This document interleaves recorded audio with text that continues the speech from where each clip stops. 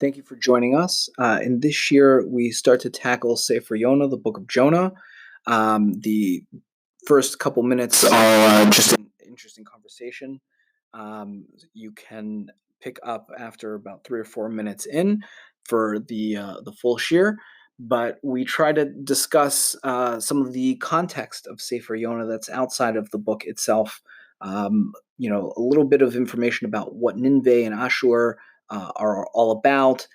Some of the language that is being referenced from Sefer Yonah to other parts of Tanakh. Some discussion of the structure of the book and how it's put together for the reader to kind of pick up on those intentional structure items, and hopefully to give a better general context, a better general understanding of how Sefer Yonah was conveyed to the reader and the recipient at the time that it was added into Tanakh. Is it 11 pages? Wow, thank you so much, Amir, for doing that. No problem. We'll give Stephen one more second.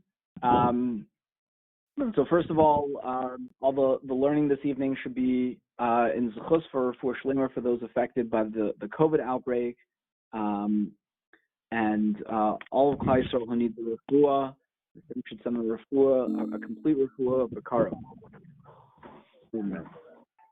Okay. So first of all, I wanted to wish everyone who's been with us. I just saw on Facebook that we've passed now 2 years of doing this year, so I wanted to wish everyone a mazel tov on sticking with this year for 2 years. That's a pretty big accomplishment. Wow. Congratulations. Time is flying. Yeah, time is flying.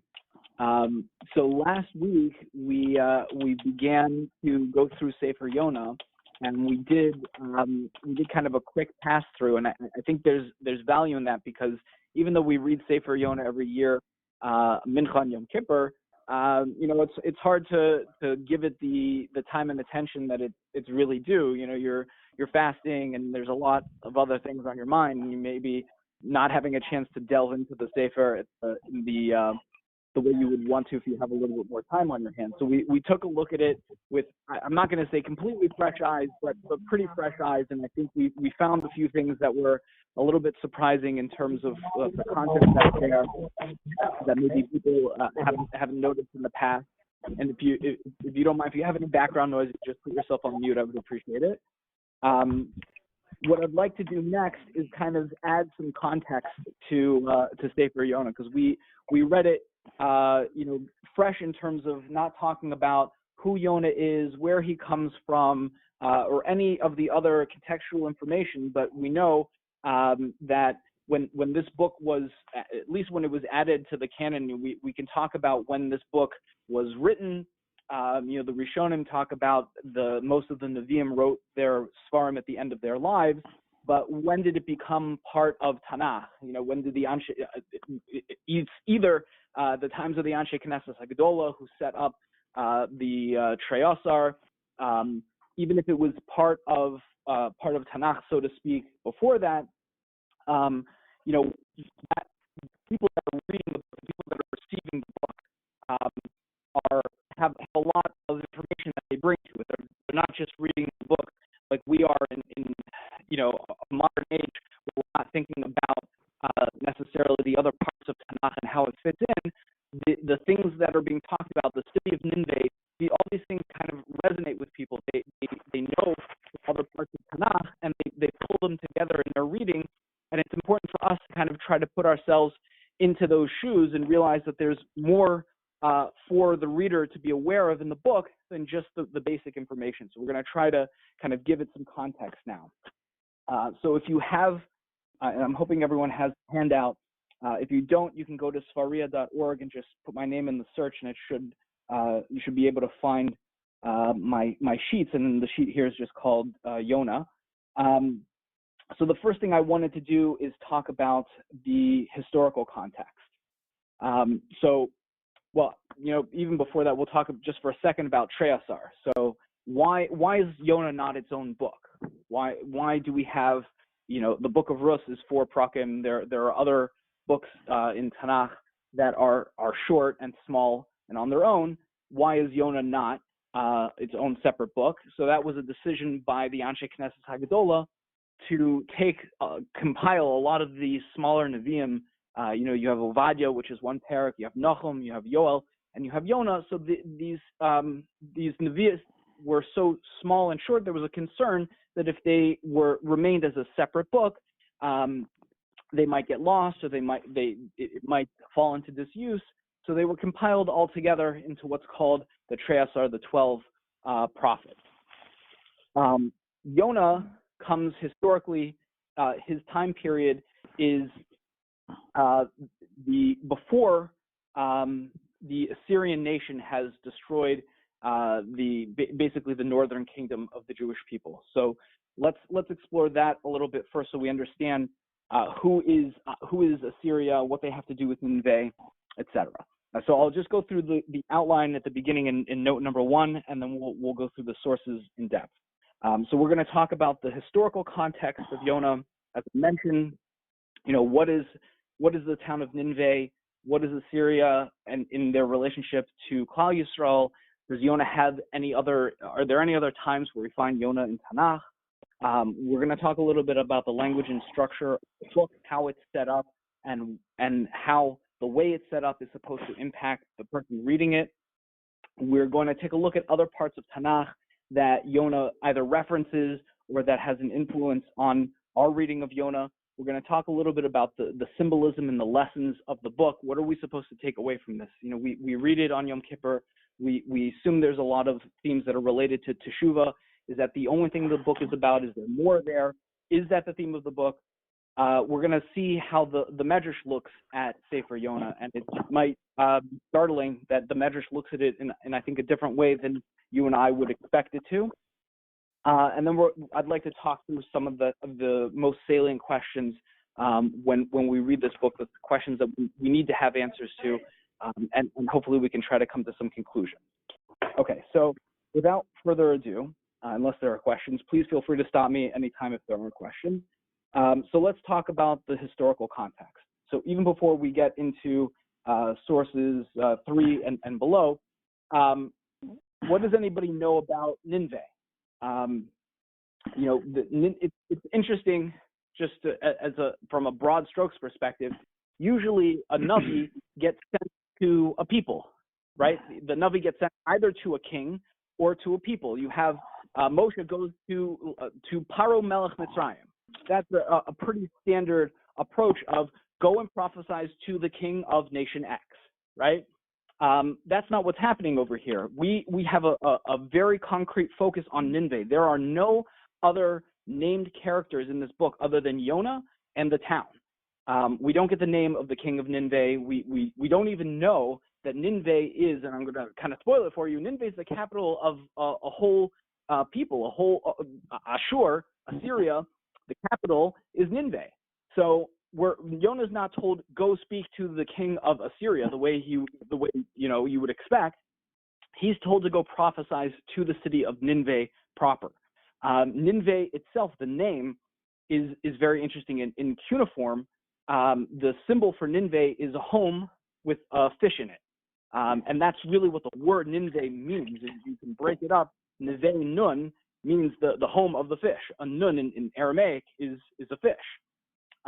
So there's a lot of symbolism just in the fact that it's Nin'veh when we're talking about Sefer Yonah in a book where a giant fish plays a big role in the progression of the story. For Yonah to then be told to go talk to Fish Town, which is essentially what Nin'veh is, that should be calling our attention, and to the ancient readers, that's going to grab their attention right away. Oh, he's going to Nin'veh, to Fish Town. So that's one important thing to kind of just right away draw your attention to. But I also want to talk about where else we find Nin'veh in Tanakh, so we can get a sense of why Nin'veh itself has any value, any importance. I think one of the implied questions that we had when we started at the beginning of the book was why is Navi Yisrael being told to go talk to any of the Goyim? It's not a normal thing. We have prophecies from Ovadia about other nations and what Hashem is going to do to them, but we do not find that Hashem sends a Navi to, nation XYZ, to Moab, and, go talk to the king of Moab and tell him to do teshuvah. That we don't have. So why? Yeah. Go ahead. I was saying the only thing you hear is that the king of Nin'veh is supposed to be Paro, which kind of throws everything for a loop, because I guess that would make him a couple hundred years old. Right. So we're gonna get to that when we get to some of the totally change the narrative. Very good point. Yeah, 100%, and it makes the reading a lot more interesting, because you kind of understand, why would the king of Nin'veh suddenly jump off his throne and start doing teshuvah? But if it's Paro and he's like, oh man, the Jewish God is after me, then it kind of makes his motivation makes a little bit more sense. But Nin'veh was an old city. Yes, Nin'veh. The time of Bereshit. The time of the Flugga. Yeah, 100%. The Nin'veh, we're going to see that in just a second. But archaeologically, Nin'veh is a very, very old city. Like they have confirmed it goes back, thousands and thousands of years, and it was an important center for many years. And here let's start with exactly what you were referencing in Bereshit. So the first time we meet Nin'veh is in the discussion of the children of Noah. So Noah had 3 sons, Shem, Cham, and Yafeth, and Cham has a son named Cush. So we pick up in number 3 in Bereshit, which tells us as follows: V'Cush Yalad es Nimrod. Cush gave birth to Nimrod, who hechel liyos gibor ba'aretz. He began to be one of the mighty people in the land. Hu haya gibor tzayid. He was a mighty trapper, a mighty hunter. Lifnei Hashem. Al-Kain, therefore, it became like a common saying, Yomar ki Nimrod ki gibor tzayid lifnei Hashem. You have to be like Nimrod, that super strong hunter, lifnei Hashem. But he reishis mamlachto. So Nimrod created his own kingdom, and the beginning of his kingdom was in Bavel. The Ered, the Acha, the Chalena, and these are other cities, but Eretz Shinar, in the land of Shinar. The next pasuk is very interesting. Min ha'aretz hahi, from that land, Yotza Ashur. Ashur goes out, the Yivain es Nin'veh. And Ashur builds Nin'veh, Ves Rechavot, Ir, Ves Kalach, and these other cities. Okay.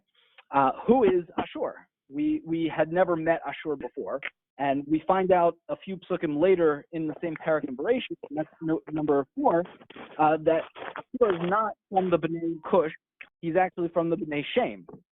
Bnei Shem were Elam v'Ashur v'Ar Pachshad v'Lud v'Aram. So Rashi over there in Chazal pointed out that what happened in pasuk 11 was essentially Ashur, Assyria, said to themselves, we want nothing to do with Nimrod. We see what Nimrod is all about. Nimrod is all about, bringing everyone under one roof and, having this one purpose to build Migdal Bavel. And we're not interested in that. So they left. They saw the writing on the wall. They saw that Nimrod was a bad dude, and they left. And there is an approach in the Rishonim that the reason that Yonah went to go tell Nin'veh to do teshuvah was as a reward for this. So Ashur decided way back when they were building Nin'veh that they want nothing to do with Rashayim. So as a reward to them for having been Poresh from Nimrod the Rasha, they were given this opportunity to do teshuvah. Okay. Is this the time when all the countries were mixed up and all the 70 languages came about? So that happened later. So Ashur, the time where Yonah is prophesizing is before the time of Sancheriv and Tiglat-Pileser. Sancheriv is the one who was Mevalbel, who mixed everybody up. It is interesting to me. I haven't seen anyone who talks about this, but Nimrod is the one who founds Bavel, and Bavel is called Bavel because that's where everyone was mixed up. Bavel, and right. Right, and Sancheriv is known for being Mevalbel the world. That's what Assyria did. They displaced people. They would conquer land A, and then they would conquer land B, and they'd switch the populations, move A to B and B to A, and that way there's no more nationalism. You can't. It's easier to keep people under your thumb if they don't feel any real association with where they live. They're not going to defend their country because it's not their country. They just got plopped off over there. So that's historically that's where Nin'veh and Assyria are coming from. Where they're going to is what we have in number 5, and that's just what you were describing, I believe. That's the Yigal Melech Ashur Yisrael Ashura, and the king of Assyria deports the northern kingdom Yisrael to Assyria, to Ashur. Binachem Bachlach Uvachavor Nahar Gozan Biarei Madai. And he settles them in these places. These, I don't know where any of these are, but they're in Madai in Media. That was the beginning of the end for Klal Yisrael. Even though later on we have Nin'veh being destroyed by Nebuchadnezzar and by the Babylonian kingdom, the start was all here in him sending the 10 tribes of the northern kingdom into Galus. So that's where Assyria heads to, and again that makes things difficult for us when we're reading it, because we're reading about Hashem giving a second chance to the people who end up sending Klal Yisrael into Galus. Not like Hashem gave a second chance to Moab or Ammon or any of the other nations that are bordering or having an interaction with the Jewish people, the Hittite, whatever. He's giving a second chance to the one nation who's going to destroy and upend Klal Yisrael. So that again is something we have to kind of contend with. Why are they getting this second chance, and how do we understand what the message is from HaKadosh Baruch Hu here? The next source we have in source number 6 is kind of truncated for you, but just to give you a little bit of the background, Yonah has another prophecy. He actually prophesizes to a king of Klal Yisrael named Yeravam, but not the more famous Yeravam ben Nevat. This is Yeravam, we'll just call him Yeravam number 2. And what Yonah prophesizes to him is that Hashem is going to increase his borders, that there's going to be an expanse of the kingdom, and that comes true. That actually happens for Yeravam, and that's what we read about in source number 6. Hu Heshiv et Gvul Yisrael. It was he, meaning Yeravam, who expanded the boundaries of Yisrael, Milavo Hamas ad Yama Rabba, Kidvar Hashem Elohei Yisrael, like the word of Hashem, the God of Yisrael, Asher Diber Biyad Avdo Yonah ben Amittai. And just about everyone assumes that this is the same Yonah ben Amittai that we have in our book, Hanavi, Asher Migat Chefer, who came from Gas Chefer. Bonus points if anyone knows where Gas Chefer is. I did not, but we'll actually see a little bit later that Yonah comes from Zvulun. Gas Chefer is in the area of the Shevet Zvulun. So that's interesting in itself, because Zvulun were the seafaring people, and so Yonah comes from that Shevet. But we see over here that Yonah did have another time where he prophesied. His prophecy came true, but kind of in a limited way, and that's what we'll see in the next source we have from Amos, also one of the Treasar. Amos basically has a prophecy where he essentially revokes Yonah's prophecy. So Yonah said that the boundaries of Yeravam's kingdom are going to expand, and they did in fact expand. But later on, because Yeravam was an evil person, Hashem sent punishment because of his averos, and kind of took back all the things that had been achieved as a result of the prophecy of Yonah. So you have in source 7, Smechin lo davar. These are people who are happy about lo davar. Essentially means nothing. Halo v'chazkenu lakachnu lanu karnayim. By our might, we're the ones that captured Karnayim, meaning we captured these areas where we expanded. But ki hineni meikim aleichem beis Yisrael nu'um Hashem Elokei hatzvakos goy. I'm going to rise up this nation, promises Hashem. The lachatzu eschem milavo Hamas ad nachal Rava, and they're going to harass you and reduce your borders from Lavo Hamas to Arava. The point here being that we're essentially, it's a nevius that undoes the nevius of Yonah based on the poor behavior of Yeravam and the Jewish people. Now, the reason this is so important, just besides the historical fact, is that it kind of cast into doubt in people's minds at the time whether or not Yonah is a true prophet, right? He made a nevius, and the nevius came true, but then the nevius was undone. So where does that leave him? What does that do to his status? Is he a trustworthy prophet, or is he a lucky guesser? And Yonah, I think, is acutely aware of that. One of the interpretations as to why Yonah runs away is because, and we'll see the Gemara shortly, Yonah says, look, I'm going to go and tell Nin'veh that in 40 days everything's going to be upended, and then they're going to do teshuvah, because Goyim seem to do teshuvah in the blink of an eye, and then the prophecy won't come true, because Hashem, you always forgive people who do teshuvah, and then I'm going to look like an idiot. I'm going to look like a false prophet, and the whole thing is going to be for naught. It's going to be a chil Hashem. So rather than go through the whole exercise, says Yonah, let's just skip it, because it's going to be a tremendous chil Hashem, and I'm going to look like a false prophet. So that is that. When we consider that in the context of the fact that even his first prophecy was kind of cast into a doubt because it was revoked, it's something to kind of keep in mind when we read through the book.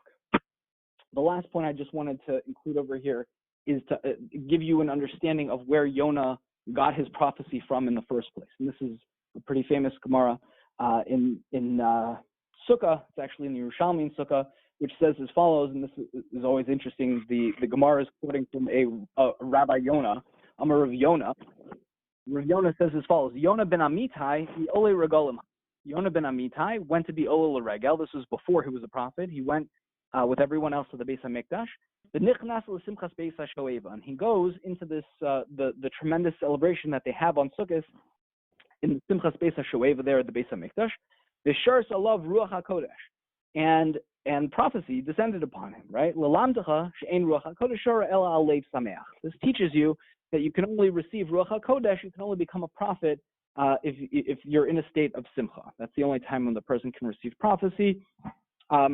What's interesting about this, there's a lot of things that are interesting about this, but it kind of ties into both when we're reading this book, we're reading it as we go from Yom Kippur to Sukkot, but it ties in a lot to the themes of the book. You have even, I don't want to get too far afield, but the Simchas Beis HaShoeva is called the Simchas Beis HaShoeva because they're Shoev Mayim. They get the water that they're pouring out in this water ceremony is coming from the Tehom, comes from the depths of the earth, and that's where Yonah gets taken. We'll talk a little bit when we get to the Midrashim about where Yonah goes when he's in the belly of this giant fish. But part of his magical mystery tour is to go to the Tehom, to go to the very depths of where the source of all this water that is essentially where he got his Ruach HaKodesh from. Didn't the water come from the Shiloach? They took the water from the Shiloach and then they poured it down into the same pipes that come from the Tehom. The Gemara in Sukkah, I think, it talks about where all of that water comes from the Tehom originally. David was, when he was digging out the base of the Beis HaMikdash, so he hit upon a rock that said, no, if you move me, then you're going to release the Tehom. So all of that is really based, its source is from the Tehom. But the water was poured into the Mizbeach Nechoshes, but they had the two spouts, one for wine and one for water, and the water ran down. Where did it go down to? That doesn't. It says it went through the spouts and it went into the ground. That doesn't say from where it went to. So it goes in a full cycle. It's part of the whole system. The whole Nisuch HaMayim is a cycle of water. It's taking water from the Mei Shiloach and pouring it down into those pipes that then empty out back into the Mei HaShiloach. But all of that water, the source of all of it, is really from the Tehom. Okay. So that's Yonah's source of his Ruach HaKodesh, and like we said, at the end of the book, he's going to a sukkah. So his whole life, at least his life as a Navi, is bracketed by sukkahs. He starts his career as a Navi at the Simchas Beis HaShoeva, which is called, the reason it's called the Simchas Beis HaShoeva is because you can be Shoev Ruach HaKodesh. You can call down this Ruach HaKodesh, and that's exactly what happened to Yonah.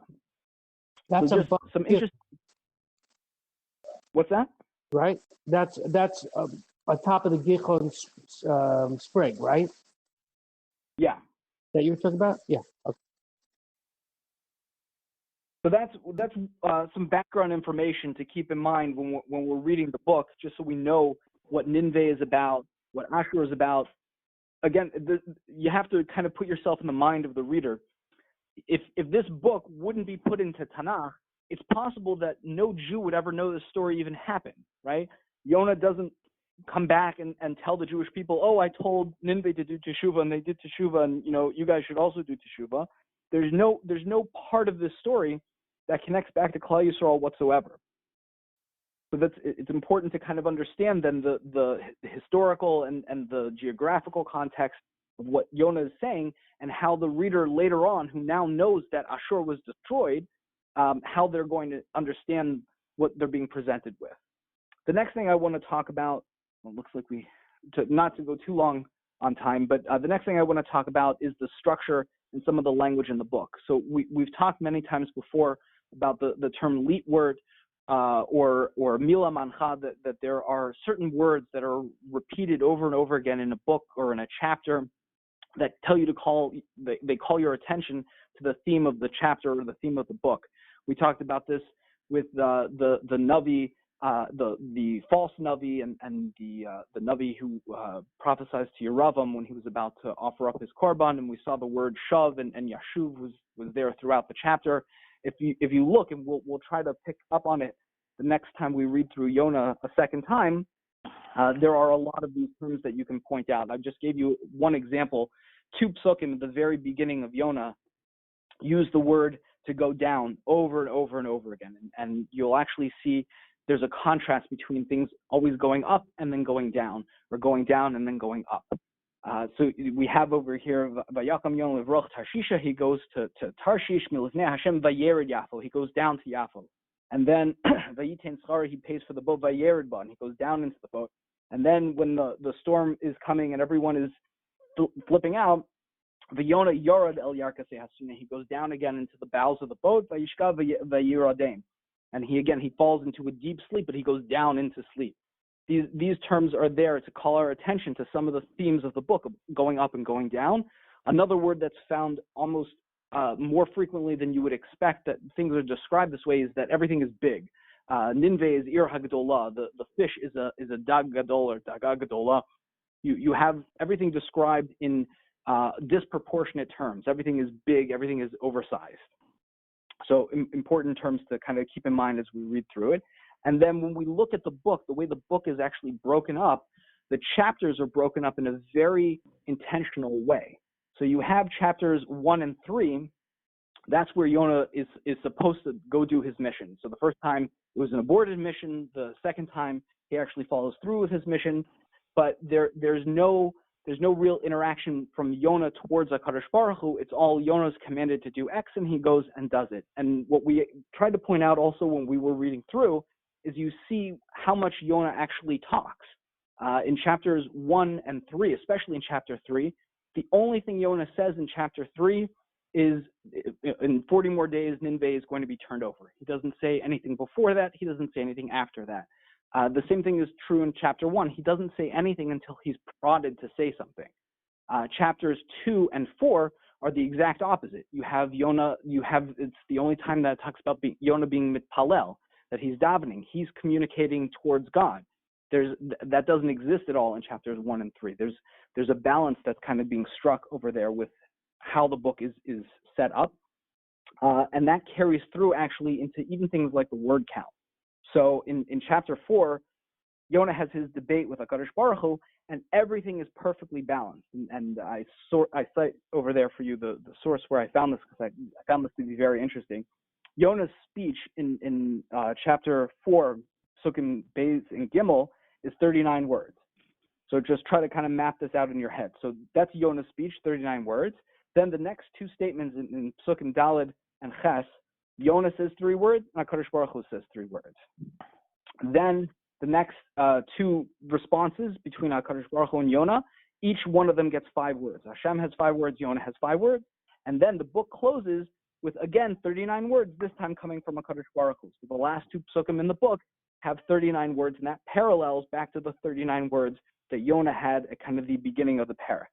So the book is designed, like physically designed in terms of the word count, to be an exact parallel between what Yonah says to God and what God says to Yonah. As I mentioned, it's important to pay attention to where Yonah talks and where he doesn't talk, where he should be talking. He doesn't, the whole time that he's on the boat, he doesn't talk to Kadosh Baruch Hu until he's thrown over the boat, right? Hashem doesn't talk to him, and he doesn't talk to Hashem. The only communication that happens was at the very beginning of the chapter, just Yonah, go do X, and Kadosh Baruch Hu doesn't even tell him what he's going to say. Just go to Nin'veh and say something to them. And then no conversation between HaKadosh Baruch Hu and Yonah until we get to Parak Beis, and then suddenly Yonah has a lot to say. And we're going to talk about what Yonah is actually saying in that parak in just a minute. You also get what can really be termed as wordplay, where terms are used in a very interesting or unusual way. So you have Vayaka es Yonah, that the fish vomited out Yonah, right? Haka is to vomit something up. And then you have the same term or similar sounding terms used in other places where you wouldn't expect it. So the sailors, when they're davening to Hashem, they say, V'alti tein aleinu dam naki. We don't want to have innocent blood on our hands, except the way the word dam naki, the word naki is spelled, it's spelled with an aleph, which is almost never done throughout Tanakh. But it's spelled that way with an aleph to recall the term naki as in haka, to throw up, to vomit. You even have, and you can hear it when you say the word, the plant that grows over Yonah's head is a kikayon. Kikayon is like haka Yonah, right? You're hearing just phonetically the same sounds over and over again about naka and hika of Yonah, that there's something calling our attention to the fact that Yonah isn't just returned to the land, but he's vomited out. And that, if we kind of look back at our guide words that we mentioned before of going up and going down, there's some relation there to the fact that when something is digested and then it comes back up, that's unusual. That's not the way a natural system is supposed to function. That's what's literally, Yonah's experiencing that exact thing. So the next thing I wanted to do was talk about different parts of Tanakh that call our attention to parts of Yonah or inform parts of Yonah that we should be aware of. I'm not going to read through this whole quote from Yechezkel. I'll just kind of summarize it for you. The essential idea is that we have, in our story, Yonah boards a boat that's going to Tarshish. That's not happenstance. We have other times in Tanakh where we learn about boats that are going to Tarshish that are struck and destroyed or have some sort of misfortune. They're always carrying riches. There's sort of a prototype over here that the reader will be aware of because they know the other works of Tanakh, that when they hear, boat going to Tarshish, that's not just a happenstance kind of situation. There is associations there. There's wealth that's associated with Tarshish, just like there's wealth that's associated with Zevulun. So Zevulun, where Yonah is from, that's his shevet. So Zevulun is known to be a very wealthy shevet because they're the seafarers. So when we hear Tarshish and we know that Yonah comes from also a seafaring people, there's some associations there that maybe we don't necessarily pick up on, but that are there intentionally for the reader to understand what's being implied. The next example we have over here is a prophecy from Amos, where he talks about people that try to run away from God and how God is never going to let somebody just kind of off the hook. If he's going after them, they can go to the depths of the oceans, and maybe we'll read it because it's only a couple psukim. But the main thrust is you can run away to the depths of the oceans, and God's going to find you. I think that right away recalls for us Yonah. So im yachtu b'sheol misham yaditi kachem v'im yalu hashamayim misham oridem. If they try to run away down to Sheol, is like the depths of the world, from there my hand is going to take them. That's exactly what Yonah did. He went down into Sheol, and Hashem scooped him up from there. V'im yachveu b'rosh hakarmel misham hachafes l'kachtim.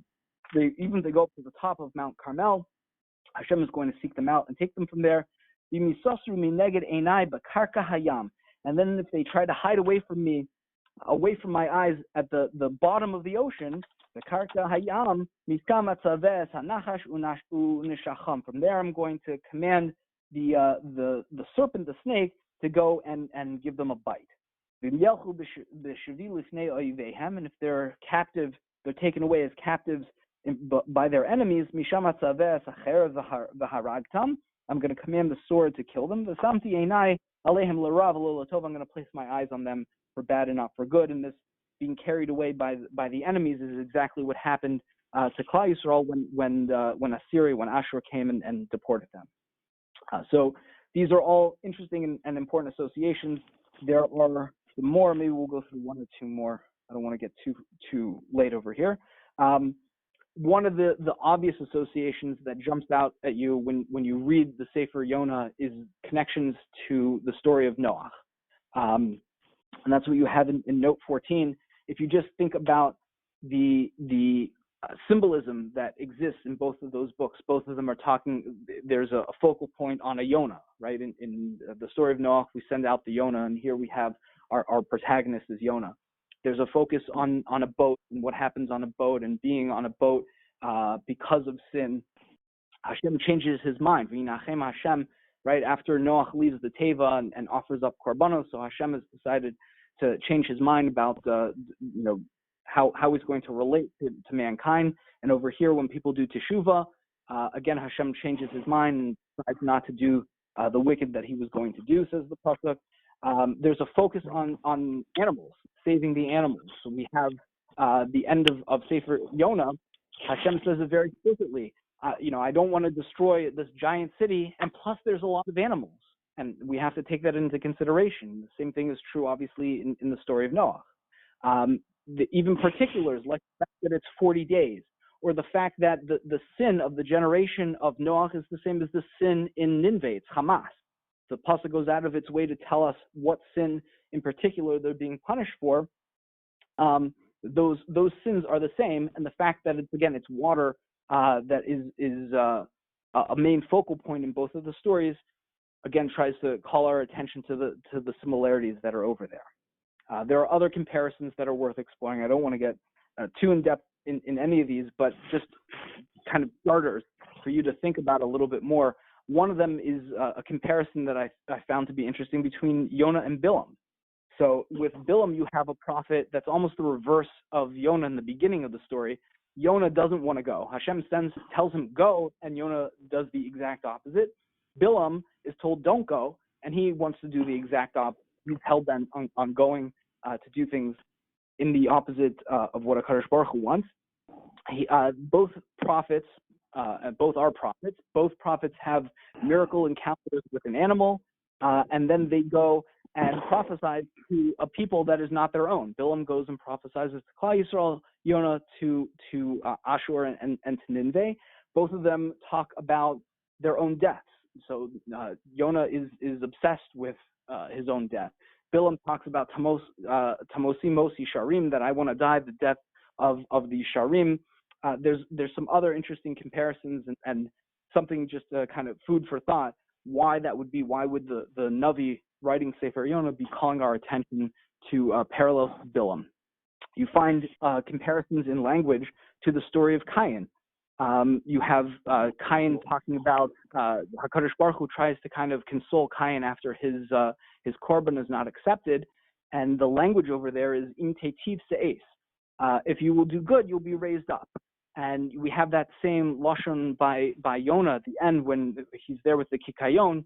Hashem asks him, "Hahetiv," that are you? It uses that same language of are you good and angry, so to speak. That term "hativ" is used intentionally over there, and it's the same kind of idea. You have Cain, forlorn and distraught, and HaKadosh Baruch Hu is trying to change his how he feels, and the same thing is going on with Yonah and Hashem when he removes the kikayon. So interesting parallels, and I do encourage you, if you have the electronic version of the handout, to take a look at Dr. Berger's lecture that's linked over there. He goes through a lot more of these comparisons to Cain and to Gan Eden overall, and how there are allusions in the Yonah story to Gan Eden. I think it's worth investing some time in.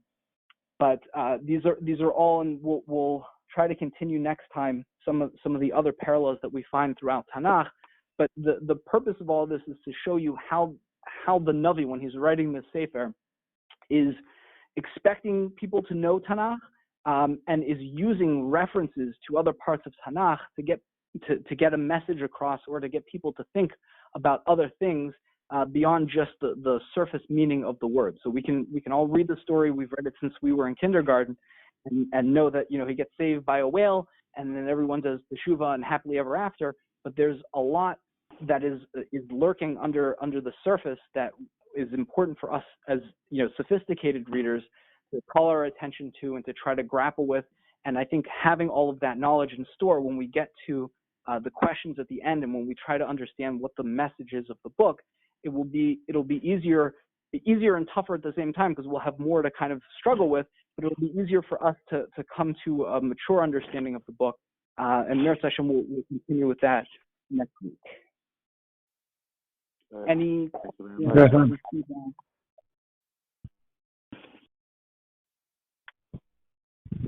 That was beautiful. Really, a lot to. It was beautiful. Really a lot. Yeah, it's a lot. It's a lot to take in. No, it's really a lot. It's really nice. Shkoyach. Yeah, Moshe. Moshe. Yeah. Yirmiyahu was a prophet. Did he get prophecy when he had simcha? Because his prophecy was he had a rechaim al tzavah, right? And the only thing he did was he told them you would be destroyed. You'll be destroyed. Be destroyed. So where do you see the simcha in Yirmiyahu? So that's a fair question. I'll regal achas. I would say that maybe he got his nevias when he was in a matzav of simcha, and then he just repeated the nevias. It's not that Baruch Hu appeared to him again and told him again when he was. No, because Baruch Hu gave him a shalom. He told him, "What do you see? A pot cooking. What do you see?" Okay. So in other words, you don't see anything really showing that. Well, he also didn't want to say his nevias. He also tried to hold it back. Look, there were a lot of neviim, and we're going to get to Mir Hashem next time. This idea of koveshes nevuaso. There were a lot of neviim who were not happy with the message that they got and didn't want to convey it, especially when they're talking about the destruction of the Beis Hamikdash. But Yonah, he doesn't have that problem, so to speak. He doesn't have a problem of telling people bad news. First of all, he didn't tell people bad news. He only told them good news. He told them, "Do tshuva, or else you'll be destroyed." That's good news. Turn your ways. And he was the most successful prophet in history.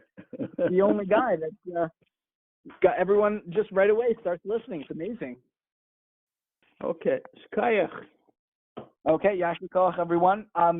For next week, I think we'll keep to Yonah, unless there's any interest either next week or the following week. We can do a Lag BaOmer share, but you guys can let me know what you think.